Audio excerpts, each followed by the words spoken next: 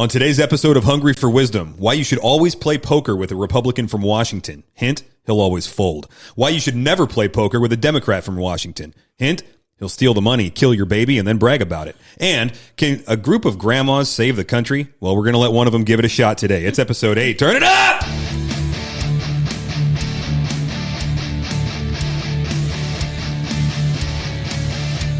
Welcome to Hungry for Wisdom. This is the podcast for people who want to know what God knows. He hasn't told us everything, but man, he has told us a lot. I'm Dustin, pastor at Grace and Truth. If you want to know what God knows, let's dig in.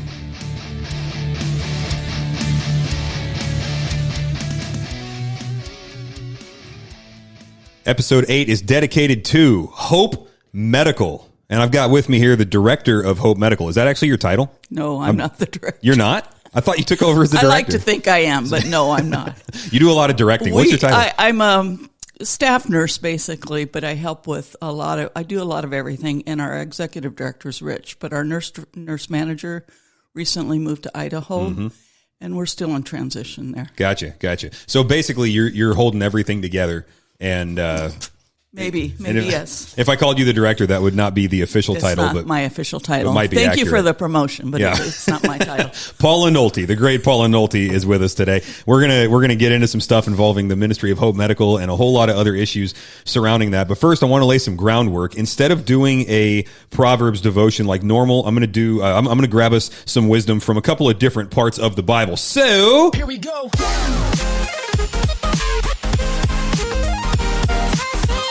I am going to start us in Proverbs, though. Let me start with Proverbs 21, verse 1. The king's heart is like channels of water in the hand of the Lord. He turns it wherever he wishes. All right, so it would be the opposite of wisdom to think that our faith is separate from our politics. God comments on the king. God comments on the state. God directs and commands and warns them all over the Bible. So to have two silos in our mind, one for our faith and one for our politics, would be biblically kind of schizophrenic. I want to try and steer us away from that line of thinking today. The idea that we need to be apolitical in our faith, frankly, is a lie from the devil. And I want you to hear that from your pastor because I love you guys. It is a lie. Now, we spend a lot of time warning against the distractions of politics, the idolatry that is a temptation when we engage in politics. But politics, as we're going to discuss here today, is nothing more than the managing of people for a fruitful society. And God has all kinds of stuff to say from cover to cover in the Bible about that. So the idea of an apolitical Christian faith is biblically insane, and Satan really honestly loves it. God not only cares about the decisions of our rulers, but he manages them. He overrides them, he directs them, he decrees them, and ultimately the rulers have to answer to him. So check this out, Psalm 2. It says, "Why are the nations in an uproar and the peoples devising a vain thing? The kings of the earth take their stand and the rulers take counsel together against the Lord and against his anointed," that's Jesus, saying, "Let us tear their fetters apart and cast away their cords from us." Now, he who sits in the heavens laughs and he scoffs at them. Then he will speak to them in his anger and terrify them in his fury, saying, "But as for me, I have installed my king upon Zion, my holy mountain. Now therefore, O kings, show discernment, take warning, O judges of the earth. Worship the Lord with reverence and serve and rejoice with trembling. Do homage to the Son." Some of your translations will say, "Kiss the Son, lest he become angry and you perish in the way, for his wrath may soon be kindled. How blessed are all those who take refuge in him." Now, the whole point of the book of Daniel is that God is sovereign even over geopolitics, and he shows it over and over again.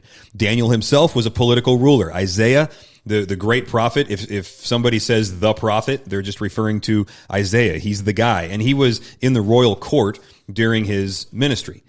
Jesus told the political rulers that their kingdom was on loan to them from God in John 19:11. The Apostle Paul navigated politics and the political process for the glory of God in Acts 25, and he shares the gospel with them while he's on trial for his life in Acts 26.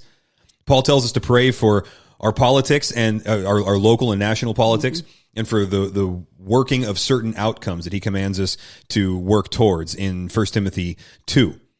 You look into church history, John Knox preached against the murderous Queen Mary while she was sitting in his church. So this little dude, little Scotsman with a beard down to his knees, which was only about 6 inches of beard length because he was tiny, and he was in his pulpit just yelling about this evil queen while she was sitting right there listening to him.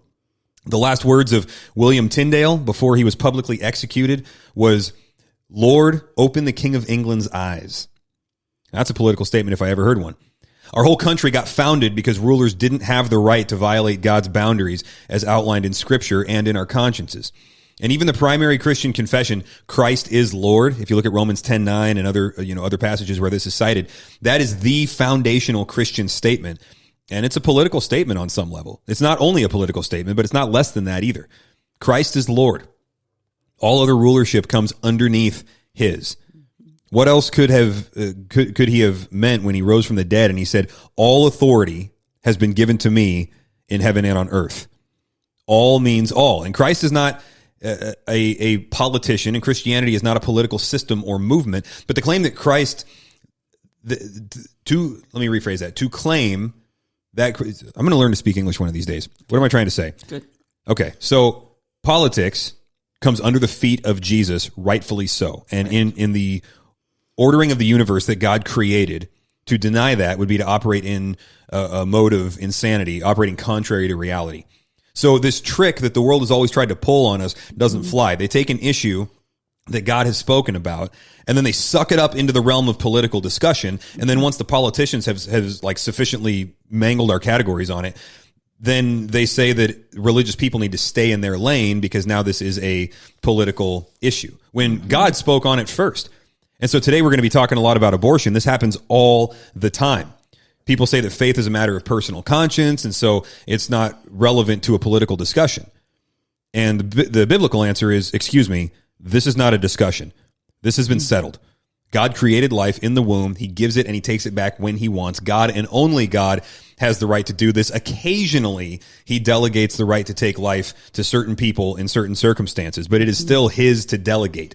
Mm-hmm. And so when we try to pretend to be God and the rulers over life, death, and politics, his answer is just simply no. He who sits in the heavens laughs. We do not get to destroy a beautiful creation of God. He likes babies. I mean, we can make all of these statements and just say, period, discussion over. This is not a public dialogue. This is a decree of God. And by the way, just so everybody knows this, he doesn't just like babies. He likes mothers, and he likes fathers, and he likes marriages, and he likes homes, and he hates the abuse and the coercion and the scarring and the depression and the lying and the suicide and the attempted suicide that so often go along with abortions. In fact, I would say more often than not. So God has spoken. And what he has said is, we, as his people, must save the unborn from the industries that seek to profit from their slaughter. And we must save the parents from becoming the perpetrators or getting tricked into it or pressured into it or whatever. Now, thankfully, God has offered to do just that, to save babies and to save adults and to cause us to be not only born biologically, but to be born again spiritually. So the question is, how can we help? And that is why I brought in Paula Nolte. So, Paula, I just went off on my own little mini rant about, the Christian and engagement in politics and opened up that door. I brought you in specifically because I really like the way that you think about these things, and I don't want to puff you up in public or anything like that. But I'm gonna, because I kind of do want to. I have an admiration for how you approach certain ththings. Okay, the issue of politics in Christianity is a little bit sticky because we find idols. It's, Calvin said it, right? The heart is an idol factory. Mm-hmm. And we make a lot of idols. We expect to see deliverance from the realm of politics, whether it's a particular politician or a political issue. And so we will staple the mission of Christ to the accomplishing of that issue. And that's a real mistake that gets made that pastors always have to guard against and things like that. You seem to, at least in my observation, you seem to have a really good understanding that you live out of engaging fervently in the political process. Your job as a citizen is not a mystery to you, and you do it well. But you're also not distracted from the mission of Christ, and these almost seem like they're not separate issues to you. It's integrated and balanced and things like that. So what I'm wondering, and I didn't give you a heads up on this, what I'm wondering is if you can kind of talk a little bit about how you think about the Christian's engagement in politics. Because specifically, how do you engage in politics without it taking over your Christianity? How do you not get distracted? Does that make sense? Makes sense. And it's easy to get distracted because they'll both pull at you. We need you here. We need you there. We need you here. We need you there. The tyranny of the urgent. Oh, yeah. Oh, yeah. But I think if I keep my focus on the Creator, we wouldn't be here but for Him. If I keep my focus on not getting distracted from my family, so we got God first, marriage, family, I'm constantly having to reprioritize. Because if I say yes to something, I've got to let something else go. And I don't always do the best job. But I guess it hits me when I see what's going on around us politically, and I look back at my past. Did your parents tell you to register to vote? Did your parents tell you how to vote? We get what we ask for a lot of times. And I always felt like when we raised our kids, we didn't take them necessarily to the polling booth, but they knew we voted. They knew we worked for Human Life of Washington in Walla Walla. Pulling the kids in and exempling them is part of how I prioritize too. If it's something I can take my kids to and something they can I can teach them on, I'll do it. You know, so I guess it's got to revolve around the family and God, period. And there's things I could do more of on both, but with the gray hair comes a little less energy to do as much. But whatever He opens the door for, He usually gives me the energy for. Yeah. Where He guides, He provides, as they say, right? He usually does, unless I've stepped ahead of Him. Yeah. Whoops. That happens to all of us. Yeah. Yes. So you moved into town here a few years back, and you kind of settled down at Grace and Truth, and you said you were very clear with me the first time we sat down and had coffee. Now I already knew you just because your family in town and stuff, but I came over to your guys' house, and you said, "Here's the deal. I'm here for the grandkids. Yes. I'll do a whole lot of stuff. I want to serve. I want to help. I want to do whatever. I'm here for the grandkids." Yes. So I just want to say that I know all of your kids. 2 of your kids I know really well, and I know most of your grandkids really well. And I just want to say they are all an absolute delight, and I got a lot of respect for them. One of them has been a guest on this podcast and will be again. The other one, we're still trying to work out the schedules. Yeah. But this is working, right? Values are getting transferred across generations. So how did you get involved in the pro-life issue and saving babies, building families specifically? Was there a turning point or a slow burn or what? It wasn't a turning point. It's just we always have. When Ron and I were dating as teenagers, we both knew we wanted to have children and we wanted to be grandparents. We knew back then. And I had a friend ask me one time, what would you do if your teenage daughter got pregnant? And at that time, I just said, we'd figure out what we need to do. Mm-hmm. No question. The abortion didn't even come up. So Ron and I usually do most everything as a team. When I worked in nursing homes, he'd come and visit. We got involved with Human Life of Washington or Walla Walla with some friends through the Catholic Church. And we got on the board, and we helped them with their fair booth. And the interesting thing back then, our fair booth for Human Life was right next to Planned Parenthood. Really? Really. And we look back now, we think, how awesome, because we didn't hate each other and fight each other. We just had booths next to each other. Yeah. So it was a little more civil back then. It was civil. Wow. So I look at that example even today. I might disagree with my political friends across the aisle, but can we have a civil discourse? We're not going to agree on everything. I don't agree with every Christian on everything. But can we at least sit down and talk about it? And most of the time, if you can talk civilly, you can come to some meeting of the minds, So that's a good question surrounding the issue of killing babies. Can you be civil? Or do you start civil and then see where it goes? I mean, how do you approach that? I'm civil. I try as hard as I can to be civil because the other side is not anymore. Mm. And I don't like bombing clinics. I don't like, and even picketing, that's not what God's called me to do. I'm more of a practical person. I suppose I should be clear. When I say civil, I don't mean as opposed on to like all sides. violent. I mean Yes. civil in terms of manners. Yeah, and I'm not going to call him a murderer. You know, I'm not going to do that to a woman. But yes, in my eyes, it is murder. But I also know some of these women think they're doing the only thing they can. So I'm not going to call her a murderer. Yeah, and it sounds like you're delineating between the mothers and the business people, the administrators and things like that, right? There's different crimes being perpetrated from those different angles. Well, and the word predator has been really strong on my heart a lot more lately. There's predators. You know, the ones that come in and see us they don't have doctors. A lot of them, they don't have primary care doctors. A lot of them don't have insurance.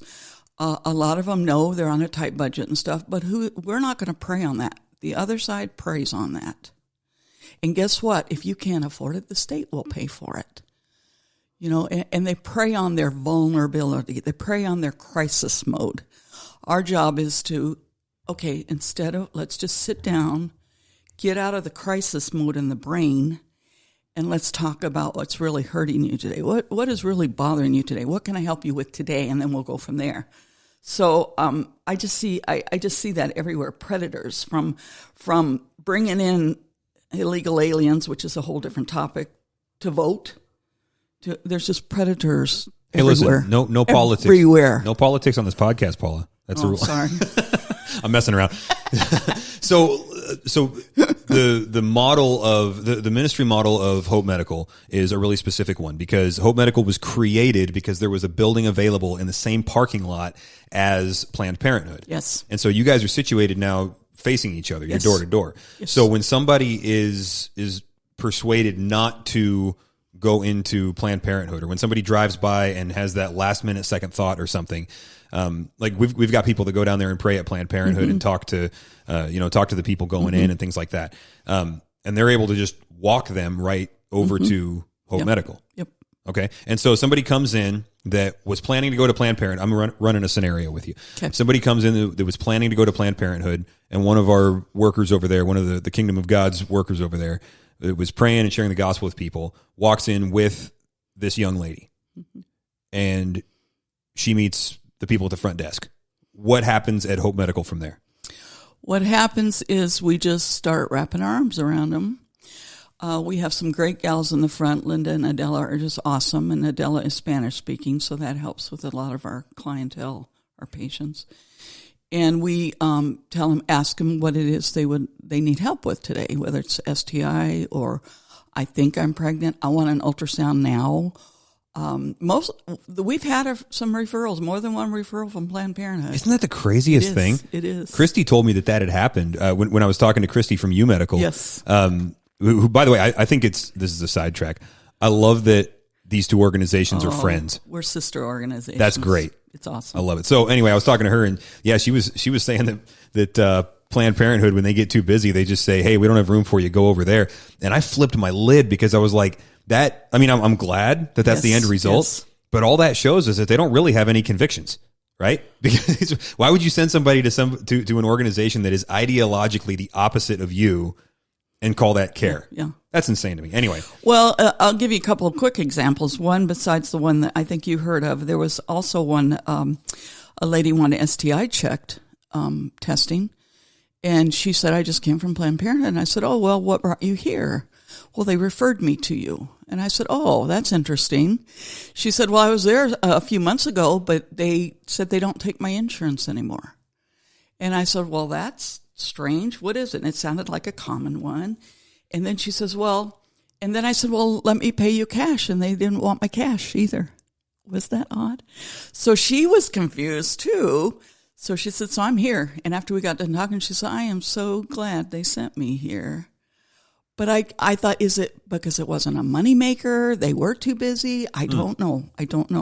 But that's just one story. Yeah. And then we've had one lady said I was 4 minutes late for my appointment, and they said, go up the hill. Okay, we'll take you.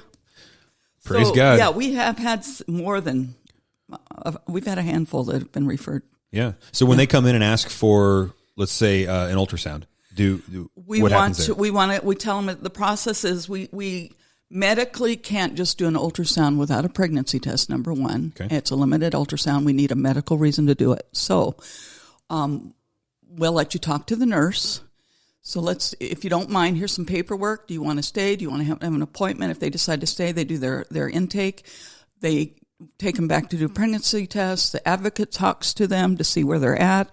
The nurse goes in, gives them results, and then we go from there, whatever the need is. We rarely, unless they happen like today, we have a sonographer. We rarely do it the same day. A lot of the ladies nowadays don't even know how their cycles. We're just finding more and more cycles are just really off kilter. And they may think they're 5 or 6 weeks along, and lo and behold, they're only a couple of weeks along. So they just need some basic guidance and basic medical issues. Okay. Many do. Well, and that's so helpful when they can show up and get answers like that on the spot, right? And that's why we're medical, not just a pregnancy crisis center, because there are some medical issues. And some ladies come in and they think everything's fine and dandy. We find out she's diabetic and hasn't been on her medication for a while. Okay. Well, let's talk a little more, and we need to refer you and we need to get your ducks in a row and see if a doctor can get you in sooner than 12 weeks. Get that preeclampsia out of there. Yeah. And I had one this week, hypertension. Yeah. And I thought, you need to see a doctor sooner. We gotta stress this to the doctor that you need to get in sooner. So you'll do that. You'll do the STI testing. By the way, is there a difference between STDs and STIs? No, it's interchangeable. Same thing. Okay. They just kind of quit using one term, but we use both. You don't like telling people they have a disease or something? And all of you nurses are like, can we just call it what it is? Everybody's so sensitive. No. And that has been, I've told you about it. Never would have dreamed I'd be talking to men about STIs. I raised 2 sons, but we never had to get this in depth before. Yeah. So I'm going, how come this is okay? And a lot of nurses I'm finding aren't comfortable with it. Really? Well, I'm starting to understand it a little bit more. And part of it is the grandma thing. I don't know. That's part of it. But that's why some people aren't comfortable with it? No, that's why I think I'm more comfortable with it, is my maturity. You've seen it. Yeah. And I'm not, stuff I might not have felt like comfortable talking real intimate about, it doesn't bother me so much anymore. Is there a certain age where you get past clutching your pearls, or was it just a matter of like, I don't care anymore? I don't know. God must have known this was the better age for me. That's all I can figure. I wouldn't have dreamed it. Oh yeah, and you've told me a couple of stories about guys that you're sitting down with in homosexual relationships, Yes. and you're discussing details of stuff in order to reach them and share the gospel with them, and this would have made you blush however long ago. Am I listening? But he's given me a calm professionalism about it, and I have RN on my lab coat. Yep. But I've had him leave the office and say, "What a great doctor." And I'm going, that had to be God. That had to be God, because it's an RN. But I thought, he knows and he's equipped, and it's been awesome.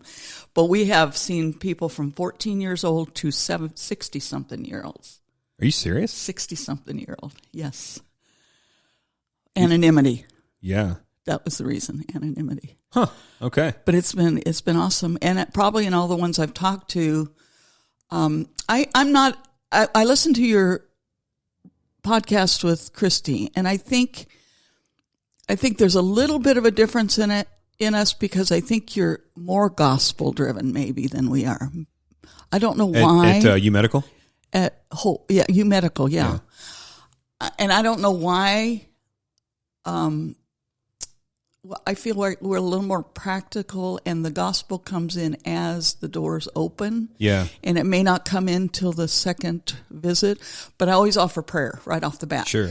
And so I've only had a handful refuse. Well, and I think maybe, historically, U Medical has been really big into the continuing education, the learning and earning program and all that. And so if you're going to be walking with somebody over a long period of time, it's important to tell them up front why we do what we do. Here's the terms of it. Here's what we're going to be telling you, because otherwise it's like a bait and switch thing. Yeah. And so, articulating the gospel early and often is not only, part of just like the evangelistic style, but it's also just a matter of integrity for what we're planning to do. True, Whereas true. It seems like, and correct me if I'm wrong, it seems like Hope Medical is like, all right, here's the moment of impact, and here's what we're going to do right now.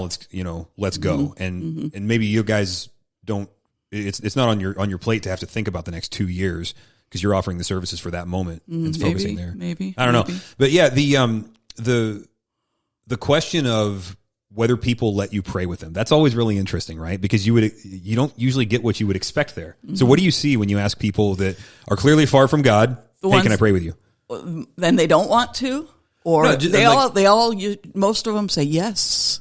Why do you think that is? Most of them say yes. Why is it that people reject God in their day-to-day life, and yet when Grandma Paula comes up and offers to pray, they lunge at it? I don't know, but when they do take it, they're usually very, that was personal. That was personal. And I've watched them say, and I thought, did they not know how to talk to this Father? So when they say personal, they mean the way that you talk to him? It's like somebody you know? It was personal. And I talked to them about this situation, So that's been awesome. And then I've had a couple that say, no, I've had a bad experience with prayer, so I don't want to. Sure. I said, do you mind if I pray for you? Oh, no, I don't mind. And one guy said, sure. Yeah. But he didn't want to. And I don't force them to pray. I say, can I pray for you? Mm-hmm. So that if they're uncomfortable with oral prayer, then I'm at least not uncomfortable with it. It's not like, now you pray in Latin. I want you to pray. Yeah. No. Do a good job. It's been awesome. That part's been awesome to learn. So there was a situation a while ago where you called me up and said, hey, can you get down here and help out with this thing? And so I run over there, and I sat down with this gal that you had been speaking with for a long time, and she made this comment to me. She said that nobody. She didn't just say nobody has prayed with me. She said nobody has taken the time to pray with me until I came here. And she told me that was weird to her. And she basically, I mean, in my words, not hers, she was basically asking me, like, why would you come here in the middle of the day? Like, I'm not even paying you, And so just the idea of the motivation behind what you do, it's such a mystery to people. So how do you articulate that? When people, if somebody were to ask you, why do you do this? Why do you spend your time doing this? What would you say? But for the grace of God, I could be one of those. My kids could be one of those people. My neighbor could be one of those people. And for some reason, he's given me a heart for this. And I find what I'm telling a lot of the girls is, do you know who your Heavenly Father is because of what they haven't seen? And you really are a princess. And your body is important and valuable. And so I've always been a one that likes to be an encourager. So I hope that when they leave and we talk about this and we pray, even with the abortion issue, they feel more valued and that we really do care. We really do want to find helps for you. I like troubleshooting. I like networking. And hopefully God will give me the answer. I had one this week that was a challenge, and I thought, well, maybe this gal can, without crossing the HIPAA anonymity, how can we find her help and not cross that line? Yeah. That's been a challenge for me sometimes. Sure. Got to tiptoe through the red tape sometimes. Tiptoe. Yeah. So then when you talk politically, that's what I do too. I tiptoe. I don't talk politics at Hope, but I sure talk about Hope at the political meetings. Yeah. And that's what they'll say. They'll say, why do we have to talk about abortion? And we're, They say that. Oh, they do. They still what? Do. They still do. Hold on. They still do. Let me pull the e-brake for a second. Why? On the political right. The right side of the political bell curve. They don't want to talk about abortion. I'm sorry. What? You got to explain that to me. No. Why? I don't know. I first experienced this in Walla Walla when I was a delegate for one of the candidates, and somebody said, "Why do we have to keep bringing up the abortion?" And I stood up and said, "Because it's on our doorstep. Because it is part of this. And then they say it's a purity test. It's a pH test, and things like that." And I think no. What do they mean by that? Well, I will vote for a candidate that I know is pro-life. Okay. I may not agree with them on other things, but that's just important to me. You might vote for a candidate that's, another economically conservative, yes, whatever. Yeah. Yes. So we're a big group.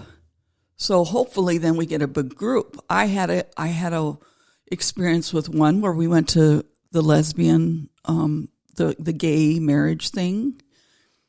And one of our representatives says anything but marriage. Okay, I thought, okay, that's our limit. That's good. Well, later she retracted that. And I thought, this is why we get in the middle of these quandaries. Later, she voted for gay marriage. Well, you may not want to talk about it, but when the politicians make laws about it, then you have to talk about it. Yeah, if God has spoken and we don't. You have to. Yeah. And when 1973, when Roe v. Wade was passed, abortion came to our doorstep. And that's what I tell them. It's on our doorstep now. It's not just a choice. It's on our doorstep. They're trying to make it a law. It's our tax dollars. I don't want my tax dollars spent on what I think is murder. So we have to. Well, they're still pushing back on both sides. They're still pushing back. That's insane to me, because one of the many reasons that's insane to me is because this is one of the issues where a biblical worldview is actually winning.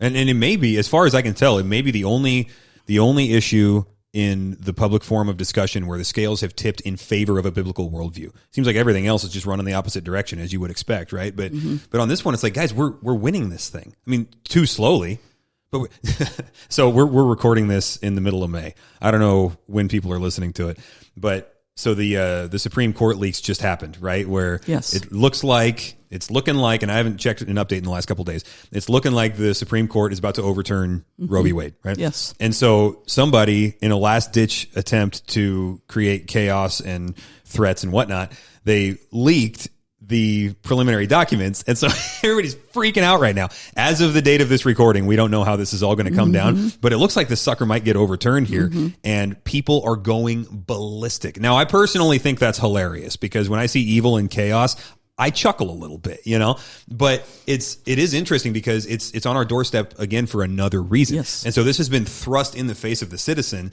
and a Christian citizen can't pretend not to have an opinion. This is not a time where you can say, listen, it's just all about Jesus. This is not a salvation issue, so I'm not going to pick it. That doesn't fly anymore. This is life, and God is the author of life, and they're taking that issue and taunting us with it. We're going to talk. I'll take that bait. I'll take that bait all day long. You want to bait me into a conversation about something that God has already settled? I get to be very confident when I speak there. So, yeah, I mean, to your point, the doorstep is here, and there it is. It came to our doorstep. It came to us on the ballot box. If you're going to vote for these people, you're going to get what you get. Yeah. If you're going to allow people to run for office that are ungodly, I don't want a Sunday school teacher. Sorry, I want a Sunday school teacher in Sunday school. But I don't want them to be a Sunday school teacher in politics, because there are some things that we do have to be careful with. If they're a Sunday school teacher, that's great. But I don't want, like my president, to be up there a preacher. I want him to be practical. I want him to be godly. I want him not to be afraid to share about God, but also be about the business. Yeah. It's and not less government is best. Yeah, it's not a qualification for a Sunday school teacher to be able to take a punch. No. But it is for a politician. It's going to get something done, right? Yes. Okay, so here's a question. Politically speaking, is it worse to be evil or weak? And the reason I say this is because, it's like evil it kind of is what it is. It's a known quantity. You can almost plan around it, and the problem is not so much the existence of evil, because it's always going to be there. The practical problem seems to be people that know what's right and don't do it when it's just weak. And in that sense, I'm madder at the Republicans in the last 50 years than I am at the Democrats, because they're a known quantity. Yeah. Right. Yeah. So anyway, but I'm a young guy just ranting about stuff, about being frustrated. What do you think about that? I mean, is it more important to be pro something or anti something when you're talking about lives being on the line? Well, you've got an easier opponent if you know where they stand. But we have a lot of phonies now. That's where the rhino term came from. Republican in name only. They're not really conservative. So I think we've got, our battle is, the discernment is very important, because our battle is, there's people that are coming alongside wanting to run for office and they sound conservative, but when you talk to them, they're not. So I think that's a little more dangerous than outright evil, that I know where they're at. I know where this person stands. There is a type of evil that's actually honest about it, right? Yeah. Okay, so historically, has it always been this way, where politics is kind of this no talk, this no touch subject. Like they say at Thanksgiving dinner, you don't talk religion and you don't talk politics, right? But it seems like as I'm reading stuff that was written a long time ago, it wasn't so bifurcated. It wasn't so separated. It was just life. And you might as well talk politics as you might as well talk careers and stuff like that, because it was just part of life. So in your lifetime then, was it always like that, or did that split take place somewhere that was observable? Going back to my parents, they never talked politics. They didn't talk religion. We did get sent to Sunday school, but we didn't talk about Jesus. We didn't. So looking back at that now, that was a big loss, I think, for me. That was a big loss. But then later in life, you can't, because instead you become argumentative. We didn't have a foundation. We didn't have what our parents believed. Mom believed this, mom believed that. We didn't have any foundation to help guide us. Because they didn't articulate it to you? No, okay. No. So as adult children, we're overly sensitive with one another because we don't have that foundation. And like I said, if you don't teach them to go vote, if you don't teach them why we go to church, not just that you go to church like what we were told. It's what you do. It's just what you do. Then I always think of people as they're rudderless. There's no rudder there to guide them, because eventually they'll find out. Like our boys will tell you, no matter what they did at home, it was later when they really met the Lord was their own personal experience. Yeah. You know, Ron used to think he was a Christian because he was born into a Christian family. Yep. But you have to share it. You have to talk it. You have to pass it down the line. You have to be able to.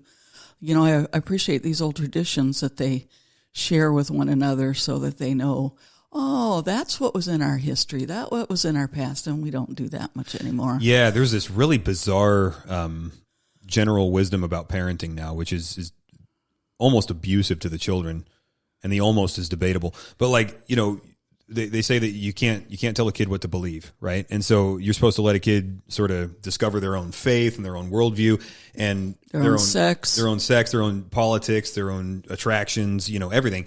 And it's like you're throwing. I mean, I have little kids, you know. My kids are friends with your grandkids, right? Mm-hmm. We're raising these little ones, and it's like these kids don't know how to pick their own bedtime. Like they can't nourish themselves with a fridge full of nourishing food. I'm like, I have to teach them something, or they're going to die in the slowest and most shameful way possible, right?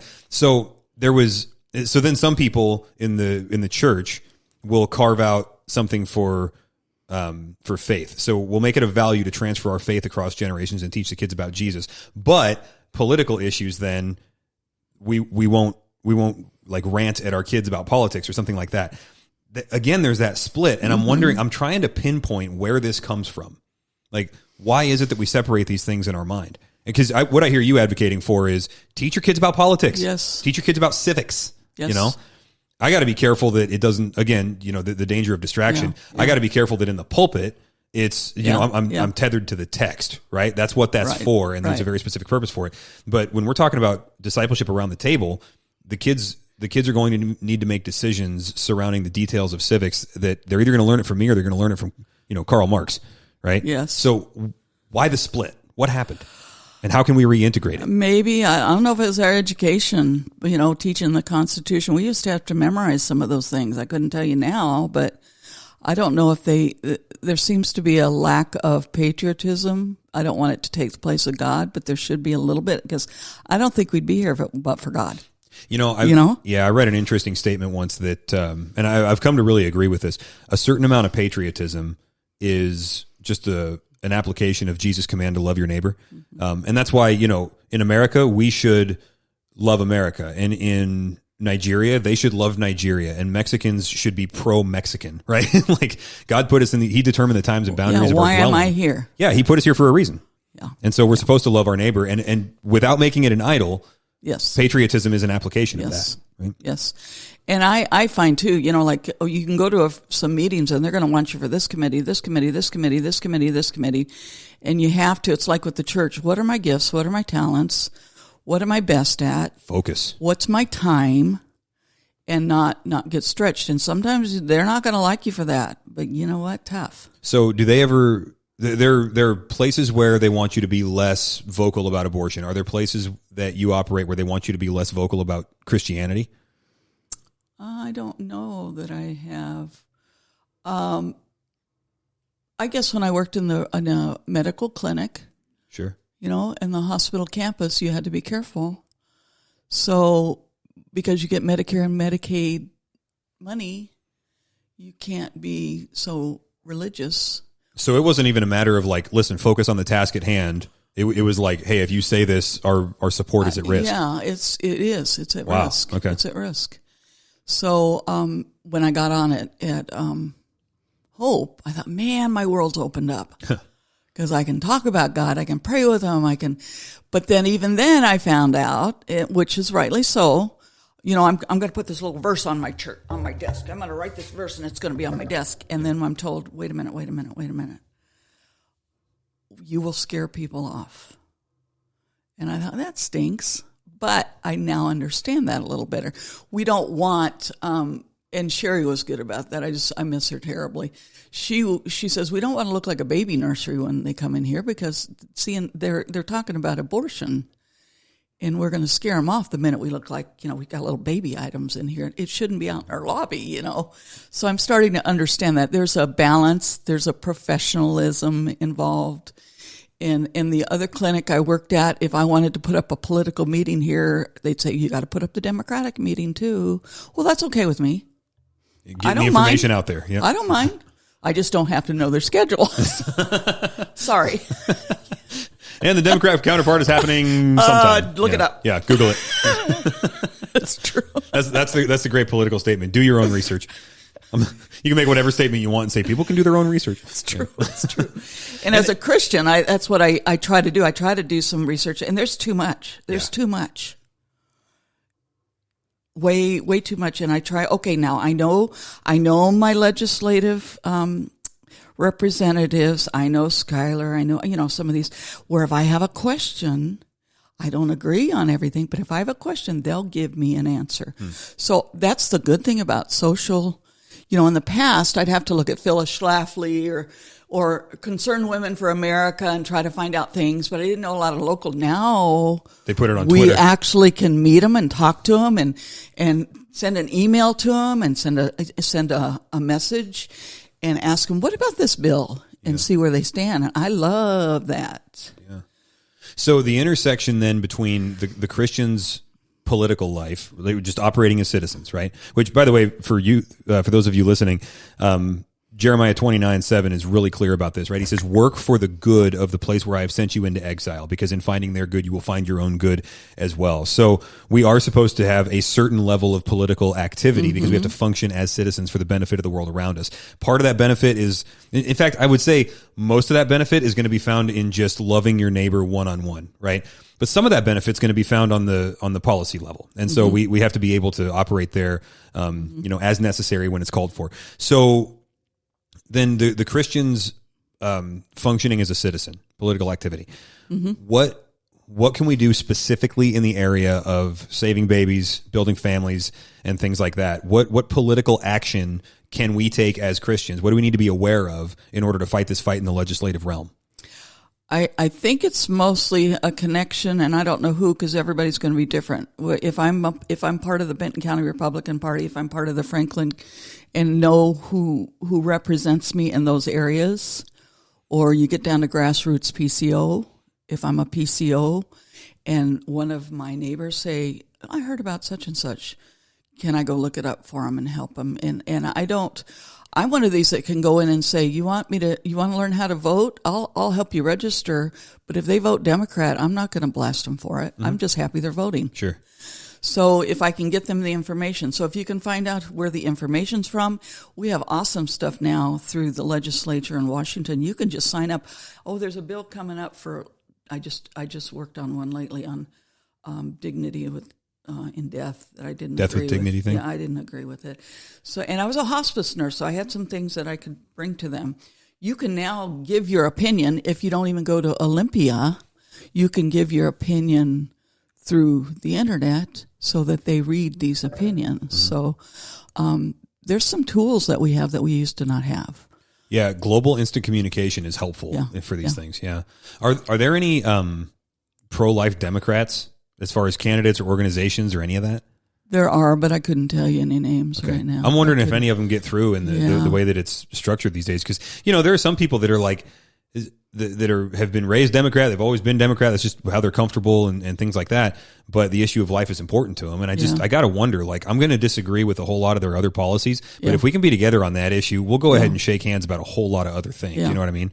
I think so too. I heard a pastor say once that you should not be a single issue voter. But if you're going to be a single issue voter, this is the issue to pick. Yeah. Yeah. Well, and think about how ironic it is. You're killing future voters. You're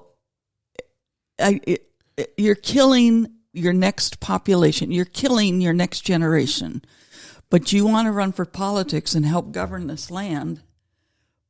That's where I think the predator comes in. You're picking and choosing who you want to be in your land. It does seem strange that a society does not have a survival instinct the way that individuals do. That population control is deep. Yeah, and that's a good point, that all of these things have ideological roots that go back a long way and have been well planned in their execution. Yes. And we're seeing the fruit of it. I feel like we're living at a time where we're seeing a whole lot of results. Yes. Right? There were, and I don't know that every different stream of attack on a biblical worldview or attack on Western civilization, not that those are the same thing, but there's a lot of overlap, right, in what you want to attack to bring it down. I feel like all of these different avenues of attack, they're kind of culminating at this time in history. And I don't know if it was planned that way or if it just is that way or if the book of Daniel is just true or what,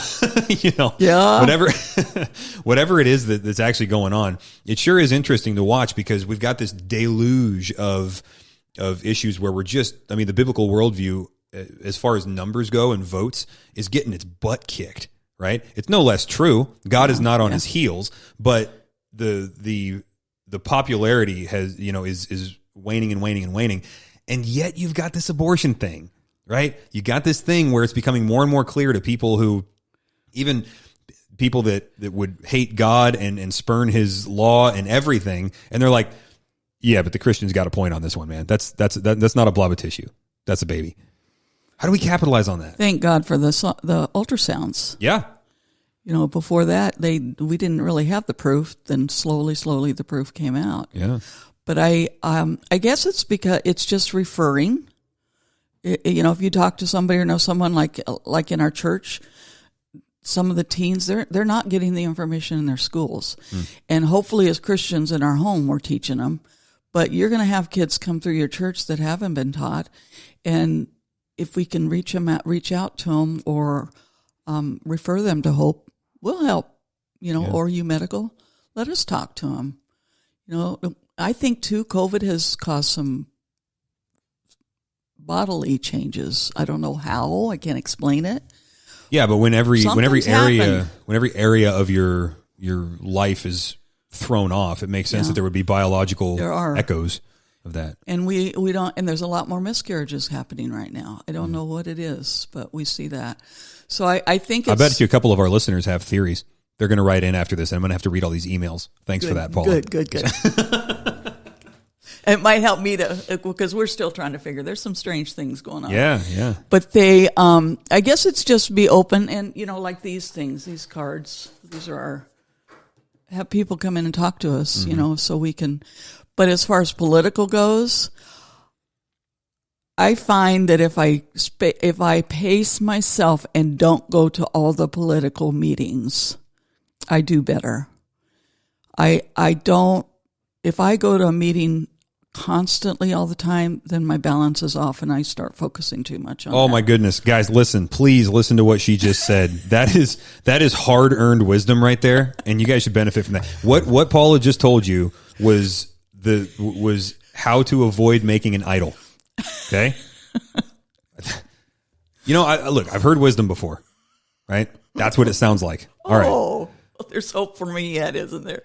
I feel like you just said that and just dropped it like a candy wrapper. Like, oh yeah, and by the way, I can't make all of it. I'm like, no, that's important. That's huge. Because, well, I've had the same thing happen with a church. A church, you will be there every time the doors open. Yeah. Well, I had kids in. We got Bible class every night. You are here every time, and I'm thinking, okay, I didn't go, and then I'd feel guilty, and so.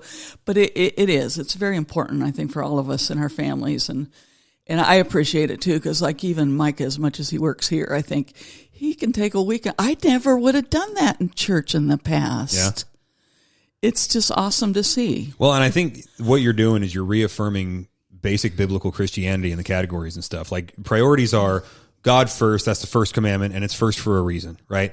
And then the home is the center of his activity, and the home preceded the church historically, and there's a reason for that as well. And then the church comes in and is the bride of Christ, and he loves the church, and his plan for reaching the world is through the local church, and so you focus there, and then you bless the world around you, and you get those things aligned in a priority, and everything gets its due attention. You know, it's really amazing how well the system works when we read God's playbook. And you look and you think, oh my goodness, I had time for more stuff that I didn't know. It is. It's awesome. Yeah. You ever run into somebody that's not doing like a tenth of what you do in life and they're exhausted all the time? It's like, how does that work, man? How do you get so tired doing so little? Well, like Ron says, the burglars and the bad guys, he says, they need to get a job. They're working too hard. Yes. I can hear that in his voice. That's a Ronism. It's true. It's true. When you're doing the things you're supposed to be doing, you're energized. Man, that's amazing. But these guys are tired. Well, anyway. Look, I'm going to give you a piece of advice, and you're probably already doing this, but I want you to hear this from your pastor. Okay. I think that one thing that's going to be really, really helpful, that is helpful and will be more so going forward, is the stories, because the way that we receive information now, because of social media, because of, just kind of a truncating of critical thinking and things like that, and the fact that logic and rhetoric are not taught really anymore, we're not good in our world at processing data like we used to be. Some people you can go and find it, you can give people facts and whatever, and all of that stuff is important around the abortion also manipulated issue. Well, yeah, there's a lot of that, right? It's like people say the numbers don't lie, and it's like, actually they do more than they tell the truth, depending on who's handling them, right? Okay. But you get to see stories, and you get to see God work, and people get redeemed, and people find hope whether they accept it or not. And we are a storytelling people, right? Kids love stories, and you never actually grow out of that. And so I'm encouraging you to be, can I say liberal? I'm encouraging you to be liberal with your storytelling, so that everybody gets a little piece of what you're getting to do. Because I think that taps into something in the human mind that we'll grab onto, and that changes minds. So anyway, that's what I think, and it happens one-on-one. Some of my conservative friends that didn't want to talk about abortion, if I can get them one-on-one and tell them why I do this, they don't talk too much while I'm talking to them about this stuff. So I think, there's a definite mission here, and there's a definite way to present it. I might not get up in front of a group and say too much, but if I can capture a few ears, I agree. Yeah. Well, I really appreciate the work you do, and thank you. And I really appreciate you welcoming me in to come alongside you, and in this, and then the other ways that we get to support Hope Medical and stuff. It's a real honor to lock arms with you. You're a warrior, and I got a lot of respect for you. Thank you, guys. Listen, the world is a messed up place, but we got a gospel that is perfectly suited to fix it. So have that fluent on your lips. Be ready to share it, because people need it, and we can always say they need it now more than ever. So we'll see you guys on the next one.